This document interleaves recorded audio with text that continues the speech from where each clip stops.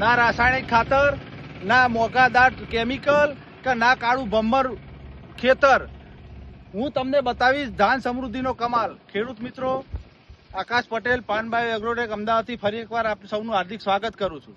આજે કપાસના પ્લોટમાં ઊભા છીએ અને ખેડૂતે આપણી પ્રોડક્ટ ધાન સમૃદ્ધિનો એક વખત છંટકાવ કરેલો છે 50 ml પ્રતિ પંપના માપથી. અને મિત્રો તમે જોઈ શકો છો સમગ્ર પ્લોટમાં એક સરખો ઉગાવો જણાઈ રહ્યો છે.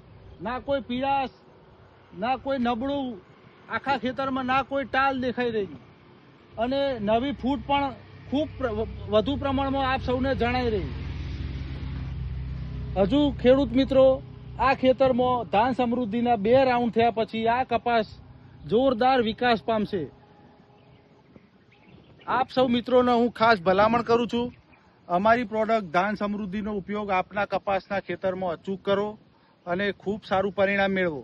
એની સાથે ખેડૂત મિત્રો, હું તમને બીજી 2 પ્રોડક્ટોની માહિતી આપવા માંગુ છું કે કપાસ અમુક સમયનો થઈ ગયા પછી એમાં થીપ્સ, મેલો, મચ્છી, ગળો, લીલી પોપટી કે વ્હાઇટ ફ્લાય જેવા અટેક આવતા રહે.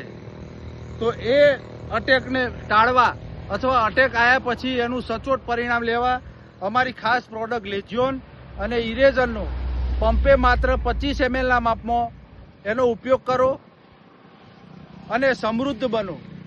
દેશ સમૃદ્ધ, ખેડૂત સમૃદ્ધ તો દેશ સમૃદ્ધ.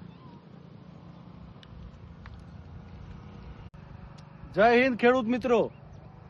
કોઈ કેમિકલ નહીં, કોઈ ભડકો નહીં, કોઈ હોર્મોન નહીં, ખાલી ઉપરથી કાળું ભમ્મર કરવાની વાત નહીં.